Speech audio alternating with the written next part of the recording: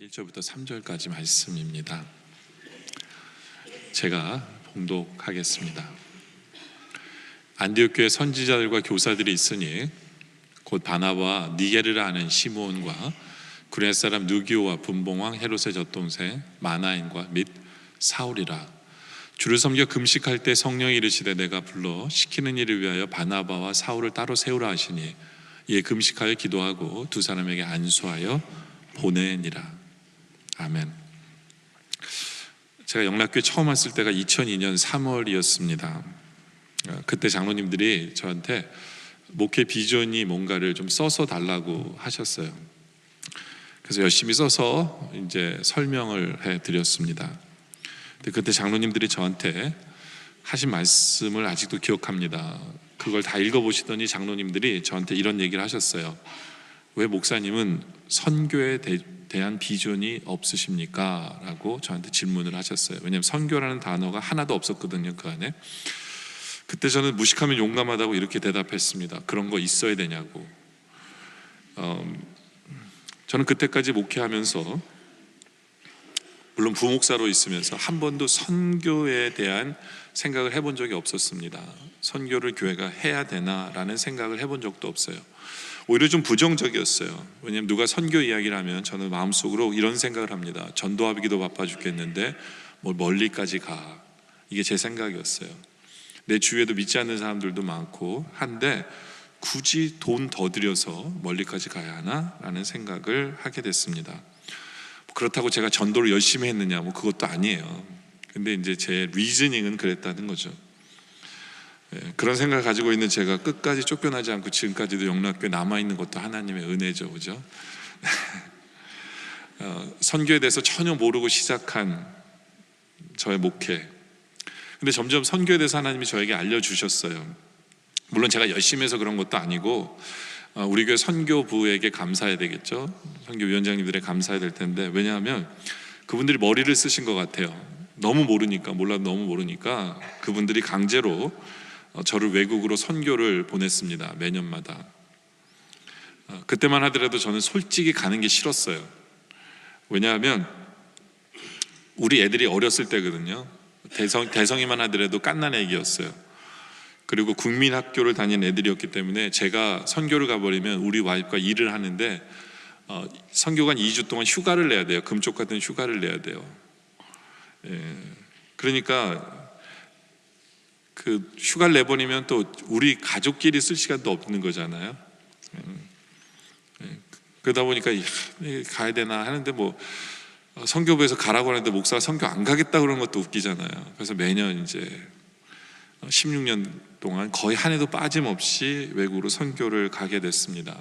선교를 다니면서 하나님이 알게 해주셨어요. 선교가 하나님이 원하시는 거구나, 꼭 필요한 거구나를 하나님이 알게 해주셨어요. 그뿐 아니라 선교부에서는 저를 또 매년 선교 세미나를 보내셨습니다. 그것도 가기 싫어 죽겠는데 전 남 얘기하는 거 그렇게 듣는 걸 좋아하지 않거든요. 그분이 아무리 이 세미나를 가면 특징 중에 하나가 뭐냐면요, 아침부터 저녁까지 계속 앉아서 들어야 돼요. 근데 모든 사람이 저는 어떤 설교를 세미나를 하든지 간에 앞에 15분밖에 못 듣습니다. 그게 저거든요. 그러니까 남 얘기 잘 못 들어요. 근데도 저를 꼬박꼬박 보내는 거예요. 그러니까 세미나를 통해서도 조금씩 배우기를 시작합니다. 근데 세미나 가면서 늘 저는 이런 생각을 해요. 선교사님들이니까 저런 얘기하고 있지. 담임 목사 해봐. 저게 저렇게 되는 게 아니야 라고 저는 생각하고요. 또 하나는 뭐냐면 담임 목사가 선교에 미쳐서 강대상에 서서 매일 선교화만 얘기하는 목사님들을 저는 안 좋아했거든요. 그러니까 나는 저러면 안 돼 라고 저는 저를 막고 있었어요. 저는 계속해서 세미나 갈 때마다 그런 생각을 하다 보니까 잘 바뀌지 않았습니다. 그러던 중에 선교적 세미나를 제가 가게 됐는데요, 그것도 한 4번인가 5번 갔어요. 근데 이 선교적 세미나의 특징은요, 같은 강의입니다. 그러니까 혼자서 4년이나 5년 동안 같은 강의를 계속 듣게 된 거예요. 처음 가서도 똑같았어요. 선교사님이니까 저런 얘기하지. 두 번째 갔을 때는 나는 변하면 안 돼.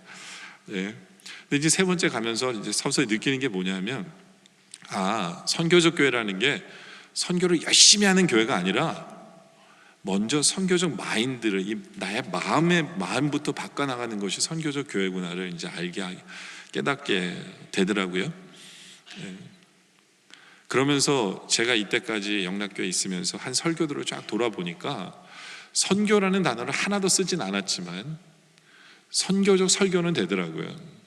왜냐하면 사랑하라, 도와라, 이런 것이 우리 마음으로부터 변화가 되기 시작하면요, 이 나의 이기적인 마인드를 버리기 시작하면서 하나님의 나라를 보고 하나님을 사랑하고 이웃을 사랑해서 우리가 어떤 행동을 하는 것들이 다 선교적 교회를 향해서 필요한 과정이었구나를 보게 하시면서, 이러면 목회자가 변해야 되는구나, 하나님 뜻이구나.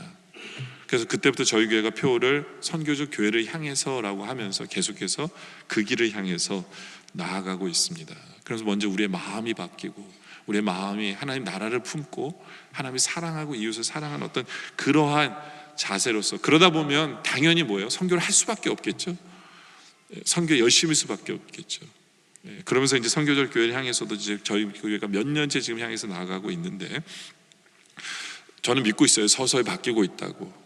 그리고 어느 순간부터는 우리 교회가 열심으로 모든 부분을 다 행하는 어떤 그런 교회로 바뀌는 것을 저는 바라보는데, 저는 이 방향으로 이렇게 나아가면서 하나님이 저한테 분명하게 한 가지를 저한테 알려주신 이야기가 있어요. 저에 대해서 말씀하신 게 있어요. 그게 뭐냐 하면, 치오 너는 이기적인 사람이다 라는 걸 하나님이 분명하게 깨닫게 해주셨어요. 제가 얼마나 이기적인 사람인가를 우리 하나님은 저에게 말씀해 주셨어요. 저는 하나님 앞에 늘 그런 얘기합니다. 하나님, 저는 큰 교회 원한 적도 없고요, 성도들이 많이 모이는 교회를 생각해 본 적도 없습니다 라고 주님 앞에 늘 그렇게 얘기했어요. 전 지금도 그렇다고 생각해요. 뭐 그런데 이렇게 열정적이고 그런데 이렇게 생각을 하는 사람은 아니에요. 근데 하나님이 저한테 지적하시는 분이 그 부분이 그러더라고요. 네가 왜 전도만 생각했는 줄 아냐? 네가 왜 전도는 그렇게 해야 된다고 생각하는 줄 아냐? 그 이유는 전도하면 네 교회 늘어나니까. 그러니까 너는 전도를 생각한 거야. 하나님의 나라를 품었기 때문도 아니고, 영혼을 정말 사랑해서 그들이 교회를 나와야 된다는 어떤 생각한 게 아니라 그냥 너랑 연관되니까, 네가 담임하는 그 교회랑 연관돼서 그 사람이 전도돼서 예수 믿으면 네 교회가 클 거니까, 너는 네 생각은 바로 네 테두리 안에서 너만을 위해서 결정을 내리는, 너는 이기적인 사람이야 라고 하나님이 저한테 분명하게 말씀해 주셨어요. 제가 그때부터, 저는 이기적인 사람이라고 생각을 해본 적이 없는 사람인데 하나님이 저한테 너는 이기적인 사람이야 라고 저에게 지적을 해주셨을 때, 그때부터 저는 그런 생각을 한번 해보기 시작합니다. 나는 정말 하나님의 뜻을 알고 목회하는 사람일까? 나는 예전까지는 나는 하나님이 원하시는 말씀을 선포하고 하나님이 원하시는 바를 알고 나는 목회를 해라고 했지만 선교에 대해서 무식했잖아요. 그렇죠? 선교가 하나님이 원하시는 바이지만 나는 그것을 리젝트했던 사람이잖아요. 그러면서 하나님께서 너는 이기적인 사람이라고 말씀하셨을 때, 난 이기적이 아니었는데요 라고 생각하면서 하나님 뜻을 몰랐잖아요. 이런 것을 바라보면서 그런 질문을 던지게 돼요. 정말 나는 하나님의 뜻을 알고 목회하는 사람인가? 하나님의 뜻을 알아야 하는데, 그러면서 하나님이 원하시는 교회로 우리 교회는 그 모습을 갖추고 있는가? 라는 생각을 해보게 되어집니다. 하나님이 원하시는 것, 우리는 정말 알고 있습니까? 나의 삶 속에서 하나님이 원하시는 게 무엇인가를 정말 알고 있습니까? 우리는 그것을 알기 위해서 계속해서 말씀을 묵상하고, 정말 그런 하나님이 원하시는 교회, 하나님이 원하시는 성도가 우리는 알고 있느냐? 하나님이 깨우쳐 주셔야 돼요. 초대교회도 마찬가지였던 것 같아요. 초대교회도 예루살렘 교회가 그렇게 잘 됐어요. 예루살렘 교회들은 다 하나같이 우리는 하나님이 원하시는 교회를 나아가고 있어, 우리는 하나님이 원하시는 교회를 만들어가고 있다라고 그들은 생각했지만 그것도 그들의 착각이었거든요. 오늘 말씀의 13장 1절에 보면 안디옥 교회가 등장을 합니다. 오늘 교회 설교 제목이 하나님이 원하시는 교회 모습인데요, 그 전에 13절 1절에 보면 안디옥 교회가 등장하죠. 안디옥 교회가 등장을 하는데 이 교회 등장이 굉장히 새로운 등장이에요. 왜냐하면 초대교회는 모든 교회의 포커스가 예루살렘 교회였거든요. 마치 하나님의 예루살렘 교회만 이렇게 바라보고 계신 것처럼 부흥하기 시작합니다. 근데 안디옥 교회가 등장하면서 하나님의 그 이 축이, 교회 축이 예루살렘 안디옥 교회로 옮겨져 가는 것을 보게 돼요. 이걸 보면서 우리 하나님이 원하셨던 교회 모습이 뭘까를 또다시 생각하게 만드는 부분이거든요. 그래서 오늘 설교 제목이 하나님이 원하시는 교회 모습이 뭐냐라는 거고요. 또 하나님 교회 원하시는 성도의 모습은 뭐냐도 생각할 수 있겠죠. 그래서 우리가 첫 번째로 보는 것은 흩으신 예루살렘 교회의 원인을 우리가 생각해 봐야 돼요.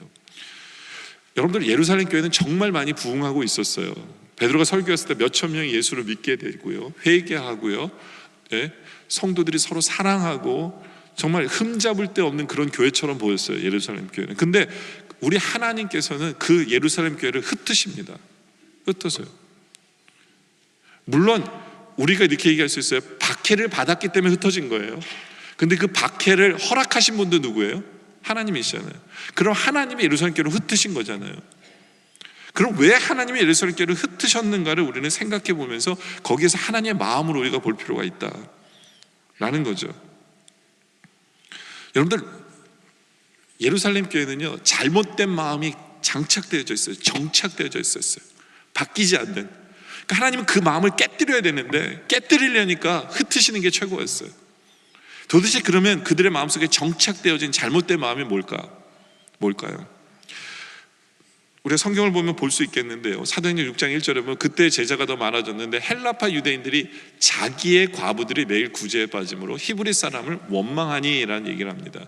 그러니까 예루살렘 교회는 사랑의 공동체지만 보이지 않는 그룹이 있었어요. 그게 뭐냐면 헬라파 유대인, 히브리파 유대인. 그리고 구제를 할 때에도 항상 이들은 뭐냐면 자기 쪽 사람들을 구제하기를 원하시는 그런 마음이 있었어요. 항상 이기적인 마인드죠. 자기 쪽. 그래서 여기도 보면 자기의 과부들이라고 얘기합니다. 교회의 과부들이 아니에요. 교회 안에 자기의 과부들, 자기랑 연결된 그 사람들을 도와야 된다는 그 개념으로 이들은 교회 생활을 한 거예요. 아마 이들이 교회에서 공동회의 하면 분명히 시끄러웠을 거예요. 헬라파 유대인들은 자기들 예산 많이 가져야 된다고 한쪽에서 모여있고, 히브리파 유대인들은 자기들 예산 많이 가져야 된다고 싸우고, 교회가 그러면 안 되잖아요. 근데 예루살렘 교회는 그런 모습을 지니고 있는 거예요. 구제하는 교회 맞아요. 아름다운 교회입니다. 근데 그 구제의 영역이 자기 쪽, 자기랑 연관된 사람, 이것이 그들의 영역이었어요. 하나님은 그런 마음을 깨고 싶었어요. 그런 마음을.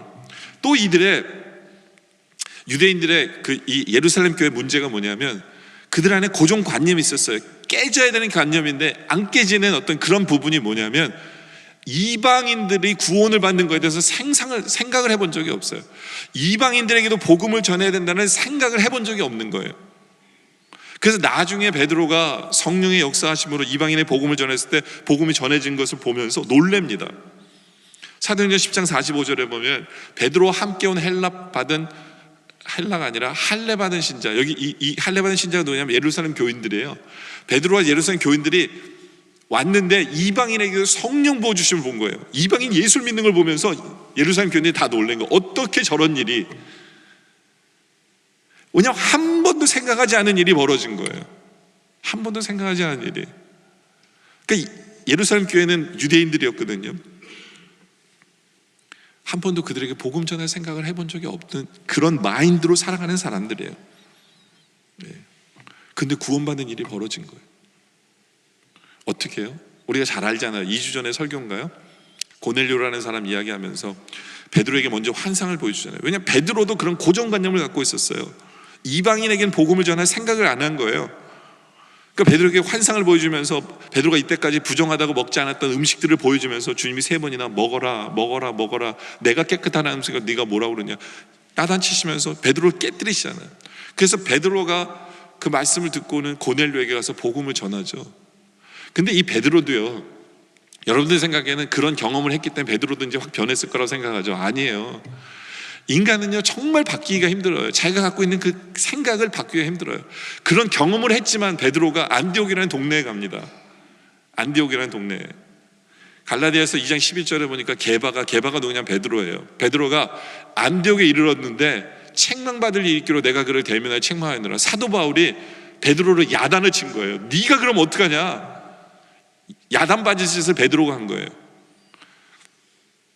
근데 무슨 야단맞은 짓을 했냐면 2절에 보니까 야고보에게서는 어떤 이들이 이르기 전에, 그러니까 야고보가 아마 예루살렘 교회에서 유대인 예수 믿는 사람을 데리고 안디옥으로 온 것 같아요.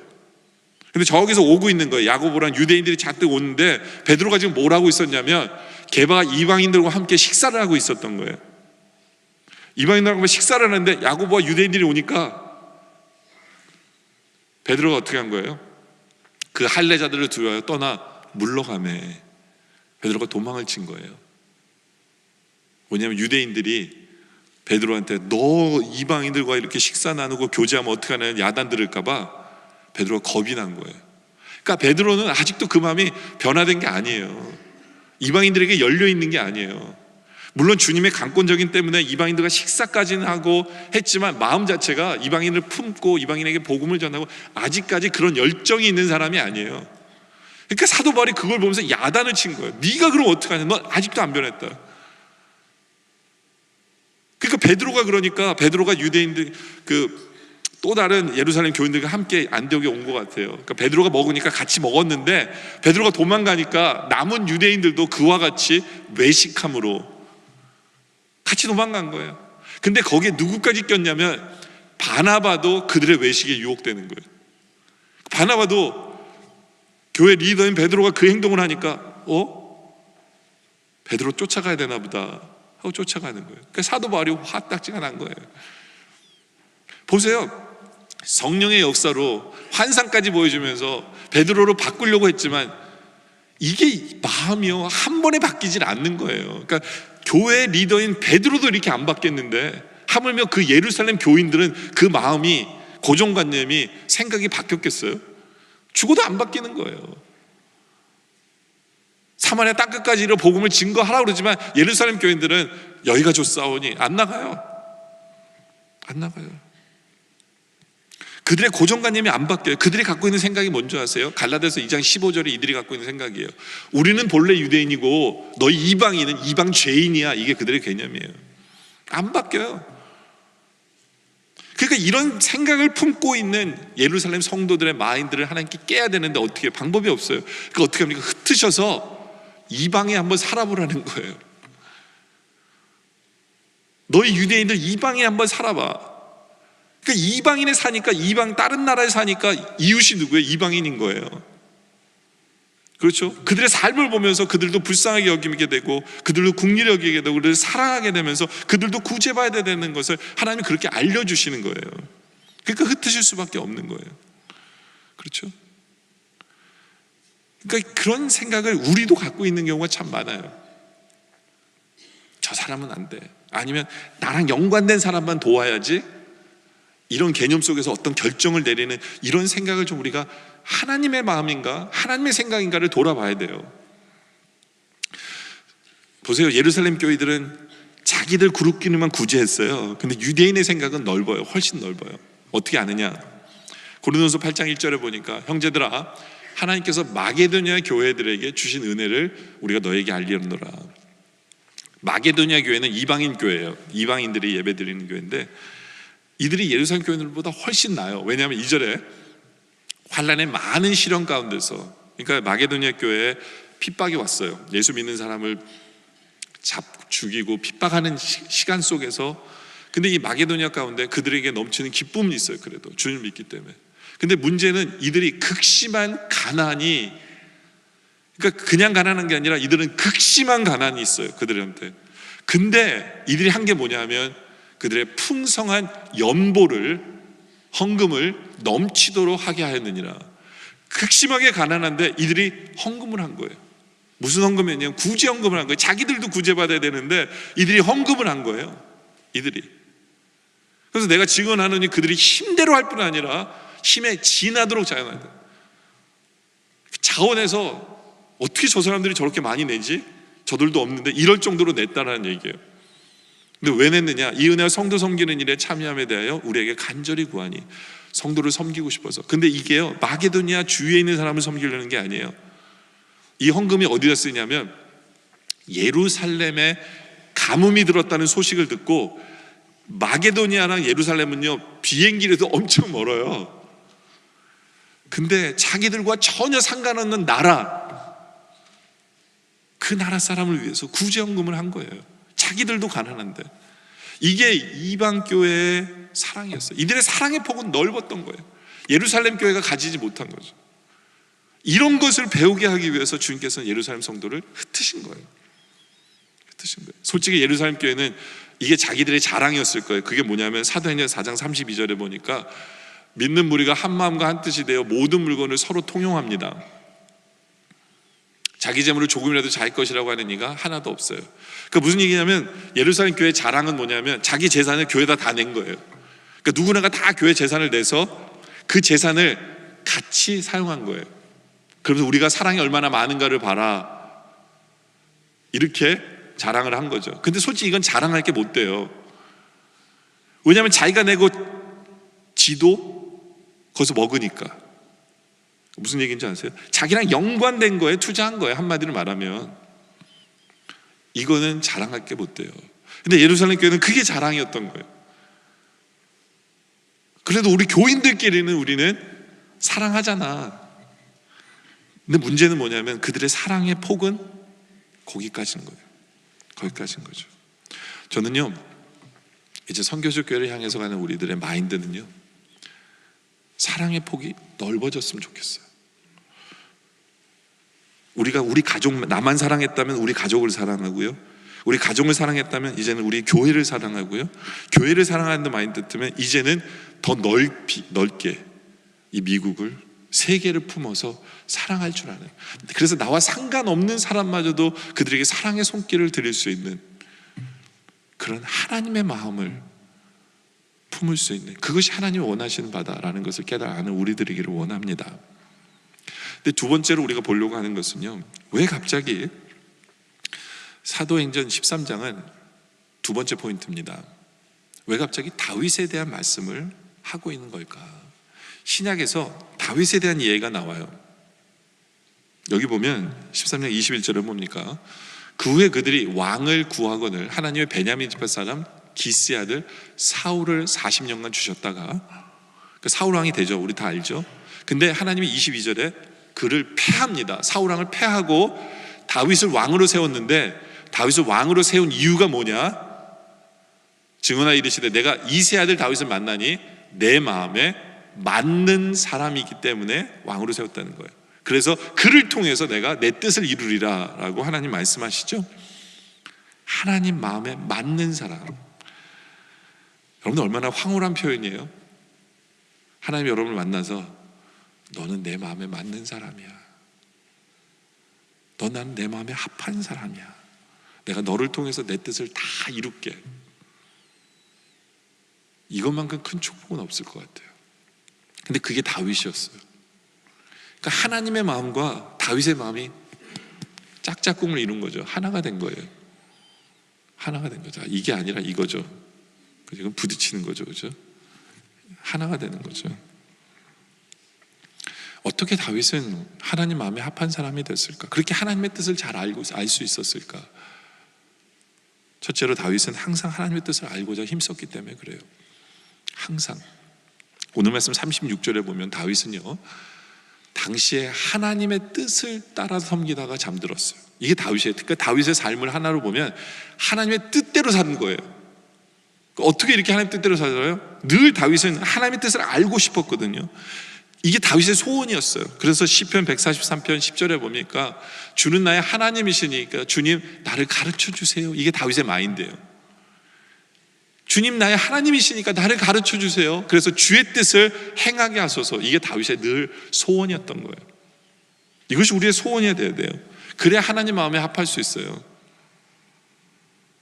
그렇죠? 그렇게 합할 때 하나님은 그를 통해서 뜻을 이루거든요. 아까 나온 사울왕 같은 경우에 보면 하나님 왜 패하셨어요? 사울왕을 패한 이유가 뭐냐면 사울왕은요, 자기만 원해. 자기 뜻만 이루려고 해요. 선지자가 와서 얘기해도 자기 뜻을 강조해요. 늘 하나님의 나라의 왕으로 세워줬는데 자기 나라를 세우려고 하는 거예요. 사울은. 하나님 패하실 수밖에 없죠. 늘 자기 가족, 자기만 벗어나지 못해요. 근데 다윗은 늘 하나님의 뜻이 뭔가에 대한 고민이에요. 하나님의 뜻을 이루기 위한 거예요. 자기의 뜻이 아니에요. 다윗은 생각 자체가. 그러다 보니까 사울왕 같은 경우에는 40년을 블레셋과 싸웠는데 블레셋을 못 물리쳤어요. 근데 다윗은 3번 만에 전쟁을 블레셋을 완전히 물리쳐 버립니다. 왜요? 하나님께 뜻을 물어서. 늘 하나님의 뜻대로 행하기 때문에 그래요. 그래서 블레셋과의 전쟁할 때 모습을 보면 사무엘하 5장 18절에 보면 나오는데,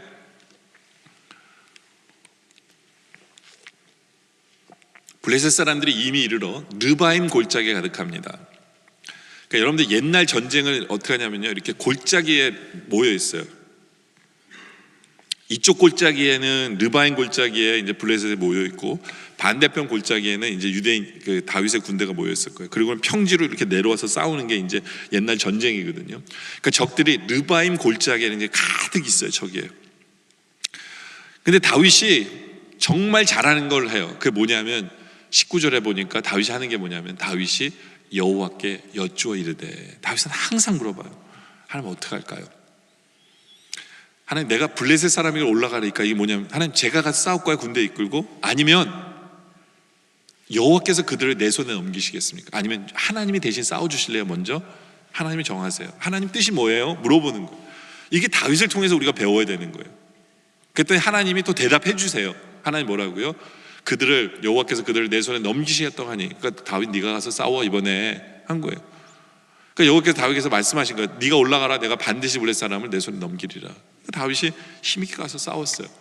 그래서 다윗이 바알브라심에 이르러 거기서 그들을 치고, 다윗이 말하되 여호와께서 물을 흩은 같이 내 앞에 내 대적을 흩으셨다 하므로 그곳 이름을 바알브라심이라 부르니라. 그러니까 그 평지가 바알브라심이 된 거예요. 하나님 이기게 해주셨다고. 근데 이 전쟁이 그걸로 끝난 게 아니에요. 끝난 게 아니에요. 그 다음 절에 보니까 거기서 블레셋 사람들이 그들의 우상을 버렸으며 다윗과 그들의 부하들이 치워버립니다. 다 불태워버렸겠죠. 근데 그러는 동안에 블레셋 사람들이 다시 올라와서 르바임 골짜기에 또 가득한 거예요. 다시 군대를 모아온 거예요. 보세요. 거의 같은 날 같은 적에다가 같은 위치예요. 그럼 여러분 같았으면 어떻게 하실 거예요? 보통 사람 같으면 가서 싸워요. 왜냐면 아까 하나님이 가서 싸우라고 그랬으니까. 근데 다윗은 잘하는 게 뭐냐면, 이게 배워야 되는데 뭐냐면, 그 다음 절에 22절에 블레셋 사람들이 다시 올라와서 르바임 골짜기에 가득한지라, 23절에 다윗이 여호와께 또 여쭈어요. 아니 아까 하나님이 가서 싸우라고 그랬는데 다윗이 또 여쭈어요. 하나님 어떡할까요? 하나님 어떡할까요? 근데 이번에 하나님 말씀이 달라요. 하나님 뭐라 그러세요? 올라가지 마, 네가 가서 싸우지 마. 그들 뒤로 돌아서 뽕나무 숲을 맞은편에서 너희는 숨어 있어. 기습작전이야. 이번에 기습작전이야. 그리고 뽕나무 꼭대기에 걸음거리는 소리가 들리거든 곧 공격하라. 그때 여호와가 너보다 앞서 나가서 블레셋 군대를 치리라. 하나님이 앞에서 치시고 너는 후방을 쳐. 그래서 완전히 이번에 잡아버리자. 다윗이 정말 잘하는 게 뭐냐면 하나님께 여쭈는 거예요. 자기 뜻대로 안 해요. 사울왕은 전쟁에서 자기 생각을 뭐 하려는 이것 때문에 하나님 패하신 거거든요. 다윗은 늘 하나님께 물어봐요. 하나님 어떻게 할까요? 하나님의 뜻이 뭐예요? 하나님이 원하는, 그러니까 이게 하나님 마음에 합한 사람인 거예요.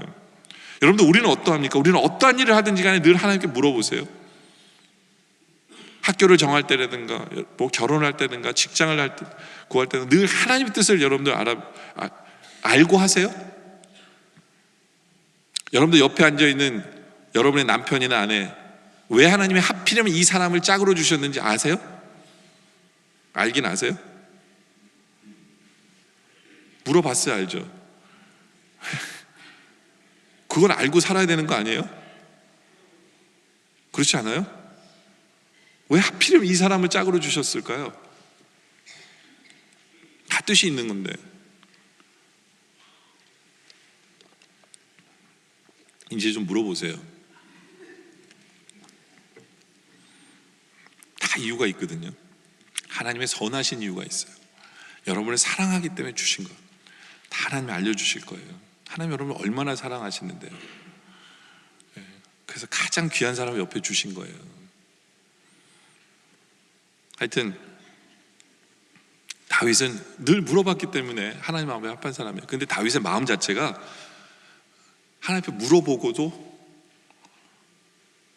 뿐만 아니라 하나님을 정말 많이 사랑했어요. 그냥 다윗은 하나님을 사랑했어요. 그러다 보니까 2절에 두 번째로 다윗은 성전 건축을 위해서 전심으로 준비했습니다. 이게 무슨 얘기냐면 하나님이 다윗에게 야 성전 좀 지어라 이게 아니었어요. 다윗은 하나님을 너무너무 사랑하니까 자기는 좋은 궁정에서 있는데 하나님은 텐트 안에 있으니까 마음이 아팠던 거예요. 사랑하는 하나님을 좋은 곳에 좀 모시고 싶었던 거예요. 그래서 하나님 앞에 하나님 제가 성전을 짓길 원합니다 했을 때 하나님이 다윗에게 매몰차게 No, 너는 아니야 그랬어요. 왜냐면 너는 피를 너무 많이 흘렸기 때문에 너는 성전을 못 지어. 근데 다윗은 상처를 안 받아요. 오케이, 하나님의 뜻이면 또 앉아요. 저 앉을게요.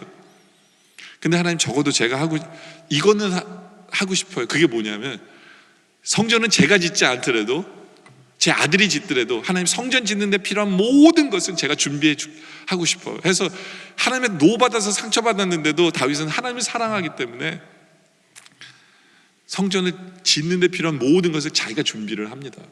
자기가 준비를 해요. 근데 여러분들 왜 성전을 짓는 줄 아세요? 하나님을 사랑하기 때문이지만 또 이스라엘 백성을 사랑하기 때문에 그래요. 왜냐하면 그들이 예배할 곳을, 함께 모여 예배할 곳을 마련하고 싶었던 거예요. 그러니까 이 다윗은 그런 마인드예요. 하나님을 사랑하고 이스라엘 백성을 사랑하기 때문에 이것이 있었으면 좋겠다. 하나님 노하십니다. 그럼 하나님 저 이름 없어도 돼요. 저는 할 것은 제가 다 준비하겠습니다. 해서 다윗이 준비해요. 그래서 역대상 22장 14절에 보니까 내가 환난 중에 여호와의 성전을 위하여 근 10만 달란트와 은 100만 달란트와 녹과철을 그 무게를 다 수 없을 만큼 심히 많이 준비하였고 또 제목과 돌을 준비하였으니. 그렇죠? 이게 다윗이 준비한 거예요. 여러분들 여기서 금 10만 달란트면요 한국 돈으로 얼마냐면 9조 원이에요. 9조 원. 9조 원. 그러니까 한국에서 교회를 크게 잘 지면 100억이 들잖아요. 그러면 그 크게 잘 지은 교회 900개를 짓는 돈이에요. 9조 원입니다. 그러니까 다윗은 하나님 노하면 하나님 오케이 땡큐 전 자유합니다 이게 아니에요. 하나님 이거는 제가 주를 위해서 준비하고 싶습니다 해서 주 앞에 드린 거예요. 그래서 다윗이 이렇게 드렸음에도 불구하고 하나님 앞에 고백하는 내용은 뭔지 아세요? 다윗이 이렇게 고백해요. 이렇게 드리고 나서 역대상 29장 14절에 다윗이 이렇게 고백합니다. 나와 내 백성이 무엇이기에 이처럼 즐거운 마음으로 드릴 힘이 있었나이까. 하나님 우리가 왜 이렇게 힘있게 드렸는지 아세요?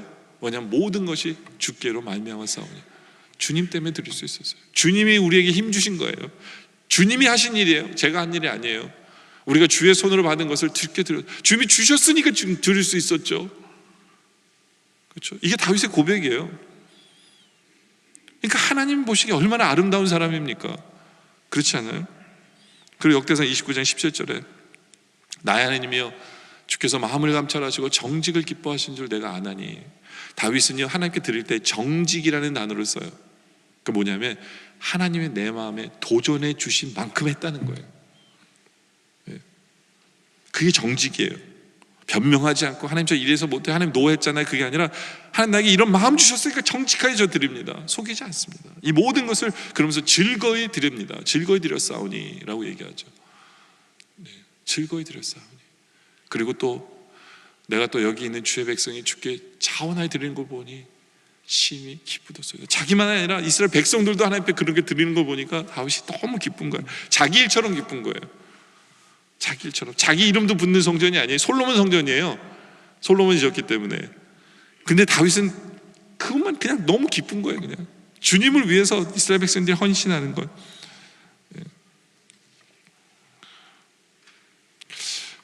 제가 이 다윗의 이 모습을 보면서 제가 그래서 우리 조 목사님한테 말씀했어요. 우리 교회 건축 헌금 작정하는 걸 이번 주로 하자고. 물론 우리 교회 건축은 끝났어요. 근데 이걸 보니까 좀 죄송은 하더라고요. 왜냐하면 그 하나님의 성전은 다윗이 다 준비해서 빚 없이 끝났잖아요. 우리는 하나도 준비하고 건물만 짓고 이제부터 갚아 나가야 되잖아요. 그러니까 우리도 건축은 끝난 게 아니에요. 그래서 건축 헌금 해야 돼요. 계속해서. 그렇지 않아요? 네. 하여튼 하나님이 우리에게 귀한 건물을 우리에게 허락하셨는데요, 이제 우리 안에도 하나님께서 그런 마음을 주셨으면 좋겠어요. 하나님 내 이름 있는 건물도 아니고 하지만 주님의 것이기 때문에 주의 백성들이 사용할 것이기 때문에 주님, 우리도 작정합니다 하는 어떤 그런 모습이 있어야 되지 않을까라는 생각을 해보는데요. 마태복음 6장 21절에 보면 이런 말씀이 있어요. 내 보물이 있는 곳에는 내 마음도 있느니라. 우리의 마음은 어디에 있습니까? 우리는 무엇을 원합니까? 하나님께서 우리에게 주시는 하나님의 뜻을 보여주시는 하나님의 뜻이 우리의 보물입니까? 저는 하나님의 뜻을 우리가 모두가 알고 싶어 해서, 그리고 그 하나님을 사랑하기 때문에, 하나님의 백성을 사랑하기 때문에 우리가 자원하고 우리가 나서서 하나님 마음을 기쁘게 하는 우리의 모습이기를 원하고, 하나님 마음에 합한 우리들이길 원합니다. 세 번째는요, 주님의 뜻을 이루는 안디옥 교회를 우리는 사도행전 13장을 통해서 보게 되는데, 여기서 하나님이 원하시는 교회가 뭔지를 우리에게 보여주세요. 1절에 보니까 안디옥 교회 선지자들과 교사들이 있으니, 그렇죠? 이름들이 나오죠. 바나바, 그리고 니게로 하는 시므온, 구레네 사람 루기오, 분봉왕 헤로드의 젖동생 미나엔, 그리고 사울, 사도 바울이죠. 이 5명의 이름을 얘기합니다. 이 5사람으로 교회가 시작이 돼요. 5사람으로 안디옥 교회가 이제 세워집니다. 근데 이 안디옥 교회의 등장은 이 사도행전의 역사에 있어서 굉장한 시작입니다. 왜 제가 이런 얘기를 하냐면, 우리 주님께서 사도행전 1장에 이제 그 선교 지상 명령을, 지상 대명이라고 그러죠. The Great Commission을 우리에게 명령하시죠. 그 명령이 뭐냐면 사도행전 1장 8절에 나오는데, 오직 성령이 너에게 임하시면 너희가 권능을 받고요. 먼저 예루살렘이죠. 그 다음에 유다와 사마리아와 그 다음에 땅끝까지예요. 이 순서대로 사도행전의 교회가 세워져요.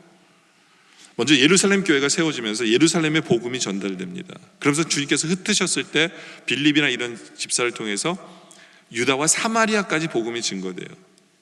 그러니까 1장부터 7장은 예루살렘, 그 다음에 8장부터 12장은 유다와 사마리아, 그리고 이제 13장에 가서 드디어 안디옥 교회를 시작으로 땅끝이 시작이 됩니다.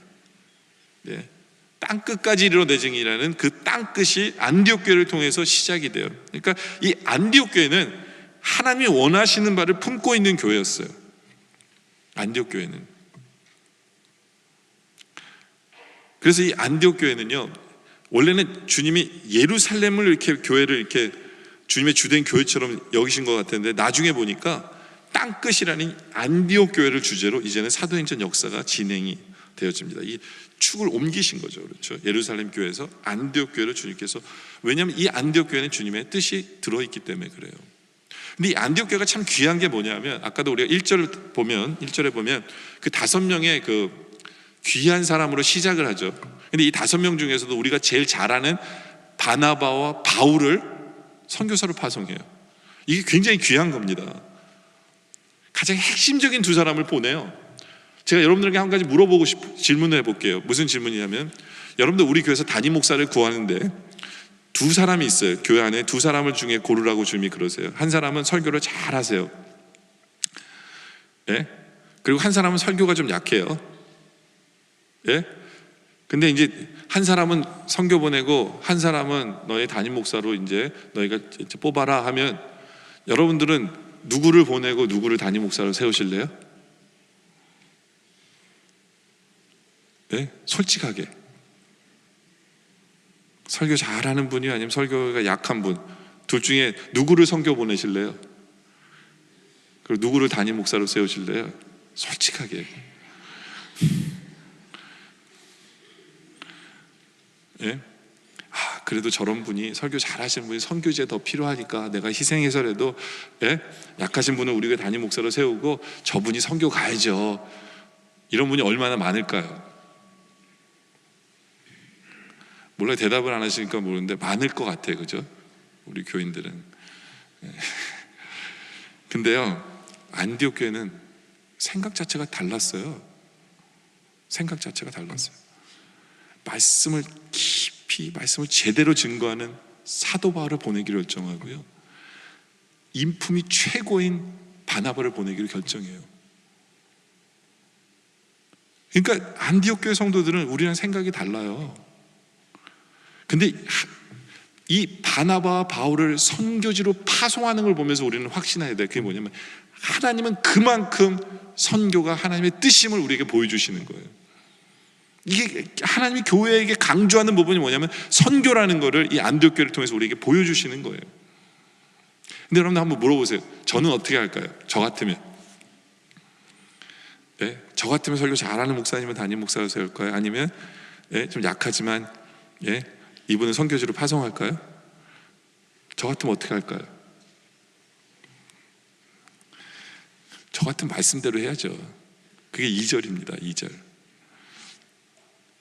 안디옥 교회가 원해서 간 게 아니에요. 어떻게 해서 보내게 된 거예요? 주를 섬겨 금식할 때 안디옥 교회 성도들이 하나님께 물어본 거예요. 하나님 누굴 보낼까요? 금식하면서 하나님께 하나님의 뜻을 물어보는 거예요. 성령이 이르시되 내가 불러 시키는 일을 위하여 바나바와 사울을 따로 세우라 해서 이 둘을 보내게 된 거예요. 여기서 굉장히 중요한 포인트가 있어요. 우리는 하나님의 뜻을 물어야 되는 거고요, 중요한 것은 성령님이 직접 개입하셔서 보내셨다는 거예요. 성령께서 불러 시키는 대로 행하는 거예요. 선교라는 것은 성령님이 개입하셔서 역사하시는 거예요. 선교라는 건 성령님이 보내시는 거고 성령님이 일하시는 거예요. 선교는 성령님이 선교의 기획자고 주도자세요. 네. 이방 교회도요, 초대교회도요, 어느 누구도 이방 선교를 위해서 보내야 된다는 생각을 해본 적이 없어요. 그냥 성령님이 안디옥 교회에 개입하셔서 성령님이 보내시는 거예요. 성령이 보내시는 거예요. 그래서 선교는 엄밀히 말하면 미시오 데이라는 말을 써요. 하나님의 선교라는 단어를 써요. 하나님이 하시는 거예요. 하나님이 주도자가 되셔서 하나님이 역사하시는 거예요. 그래서 선교는 성령님의 별명이 뭐냐면 선교의 영이다라고 써요. 그래서 성령행전이다라고 표현을 쓰는데, 여러분들 선교지에 가면 성령의 역사가 굉장히 활발합니다. 왜냐하면 그게 하나님 뜻이기 때문에. 여러분들 역으로 우리는 이렇게 생각할 수 있어요. 여러분들 우리 교회에 성령의 역사가 충만한 교회이길 원합니까? 그렇다면 선교하는 교회가 돼야 돼요. 그것이 뜻이기 때문에. 이것이 하나님이 뜻하시는 거기 때문에, 원하시는 거기 때문에. 서울 합정동 양화진에 조선에 와서 선교하다가 돌아가신 선교사님과 평신도들의 묘가 167개가 거기 있어요. 근데 그 중에 하나, 이렇게 눈에 띄는 것 중에 하나가 뭐냐면 1907년에 우리가 지금 살고 있는 텍사스 주에서 파송을 받은 선교사님이 한 분 계세요. 미국 텍사스 해외 선교부에서 파송을 받아서 조선 땅에 와서 황해도에서 개성에서 사역하다가 이분은 맹장염으로 꽃다운 나이에 이제 돌아가신 분이 있어요. 근데 이분의 편지가 그 부모님에게 보냅니다. 이분의 이름이 루비 캔드릭이라는 분인데, 부모님에게 보낸 편지 내용이 이거예요. 아버지, 어머니, 조선은 박해가 점점 심하고 생활 환경은 너무나도 열악합니다. 3일 전에도 내가 아는 교인이 관가에 끌려가 순교를 당했습니다. 이 땅은 토마스 선교사가 대동강에서 목 잘려 순교당하고 제임스 선교사가 순교한 땅입니다. 지금 박해가 너무 심해서 철수하라는 선교부의 지시가 있었습니다. 그러나 대부분 이곳에 있는 선교사님은 순교할 각오로 아무도 떠나지 않고 머물고 있습니다. 이게 편지의 내용이었어요. 그래서 이 어머니가 이제 편지를 받아서 교회한테 이 편지를 보낸 거예요. 근데 이 편지가 읽혀지는 곳마다 오히려 더 많은 사람들이 한국의 선교사로 지원을 하게 돼서 이 편지 때문에 20명이 지원해서 간 거예요. 그러니까 선교 본부는 지금 데리고 가려고 하는데 오히려 더 많은 사람이 이 편지 때문에 선교를 자원하게 됩니다. 그러면서 그 비명에 이렇게 써 있어요. 내 목숨 1000개가 있다면 모두 조선을 위해 바치겠습니다. 여러분들, 만약에 우리가 이런 글을 보았다면 우리는 가겠습니까? 우리는 어때요? 어떠세요? 여러분들, 순교까지는 아니라도 우리가 간지를 이렇게 한번 보면 결단하면 어떨까라는 생각을 한번 해봐요. 우리는 참 변명이 많아요, 그죠? 주님 이래서 못 가요, 시간이 안 돼서 못 가고 형편이 안 돼서, 참 변명이 많아서 못 간다고 얘기하는데 누가 가서 죽으라 그럽니까? 죽는 것도 아니잖아요. 그렇지 않아요? 우리 스스로가 나의 삶 가운데 하나님이 원하시는 게 뭘까? 이걸 진지하게 한번 물어보길 원합니다. 그래서 말씀의 결론을 내리죠. 올해표가 예수님을 바라보자예요. 그죠? 예수님을 바라보자. 선교라는 개념으로 예수님을 바라보면 예수님은 이 땅에 우리를 위해서 파송받으신 분이에요. 근데 왜 오셨어요? 조금이라도 주님의 이익이 있으셨을까요? 아니에요. 그냥 희생하기 위해서 오신 거예요. 희생하기 위해서. 우리가 바로 그 주님을 보면서 우리가 배워야 돼요. 우리는 나의 이익, 나의 연관된 사람, 예? 우리는 어떤 그런 개념 속에서 남을 돕고 그런 개념에서 사랑하려고 하는 그런 개념 속에 있는데, 주님은 아니에요. 주님은 그냥 사랑하기로 작정하고 오신 거예요. 사랑할 수 없는 사람을 작정하기로 사랑하고 오셔서 희생하신 거예요. 그 주님의 모든 것을 주신 거예요. 그게 우리 주님이에요. 그 주님을 바라보면서 우리의 사랑의 폭이 좀 넓어졌으면 좋겠어요. 그냥 내 그룹, 내가 아는 사람, 이게 아니라 주님이 원하시는 만큼 사랑의 폭이 넓어졌으면 좋겠어요. 네. 그리고 그러기 위해서는 다윗처럼 주님의 뜻을 알기를 소원하는 그 소원이 우리에게 있기를 원하고요, 주님을 사랑하고 이웃을 사랑하고 그 사랑의 마음으로 주님의 마음을 헤아릴 수 있는, 그래서 하나님 마음에 합한 성도들이었으면 좋겠어요. 네. 그리고 우리로 선교로 부르시는 주님 앞에서 변명하는 게 아니라 정말 시리어스하게 나의 삶 속에서 솔직하게 주님 원하시는 게 뭡니까? 주님 따르겠습니다. 그 주님의 소원에, 주님의 뜻을 따라서 순종할 줄 아는, 그래서 주님이 원하시는 교회의 모습, 또 주님이 원하시는 성도의 모습으로 나아가는 우리 모두가 되어주시기를 주님의 이름으로 축원합니다. 기도하겠습니다. 아버지 하나님, 우리는 말로는 주님을 경배합니다, 말로는 주님을 예배합니다라고 얘기하지만 아직도 나의 뜻이 살아있음을 우리는 바라봅니다. 우리는 말로는 주님이 나의 주인이십니다, 주님이라고 부르지만 결국에는 내 마음대로 살아가려고 하는 우리의 모습을 봅니다. 우리가 다윗처럼 늘 하나님의 뜻을 알기 위해서 말씀과 기도로 나아가게 하시고, 하나님을 더 많이 사랑하고 이웃을 사랑함으로 말미암아 하나님의 뜻을 헤아릴 줄 아는, 하나님 원하시는 길에서는 하나님 마음에 합한 성도들이 되게 하여 주시옵소서. 아버지, 우리 사랑의 폭이 넓어지길 원합니다. 주님을 바라보면서 우리를 사랑하신 그 주님의 사랑을 보면서 우리의 사랑이 더 폭이 넓어지게 하시고, 정말 선교가 주님이 교회에 원하시는 것임을 제대로 깨달아서 우리도 동참할 줄 아는 우리 모두가 되게 하여 주시옵소서. 아버지 하나님, 오늘 말씀에 감사드리고 주의 뜻을 이루는 교회, 주님의 마음에 합한 교회, 주님의 뜻을 이루는 성도, 주의 마음에 합한 성도들 다 되게 하여 주시옵소서. 예수의 이름으로 기도드립니다. 아멘.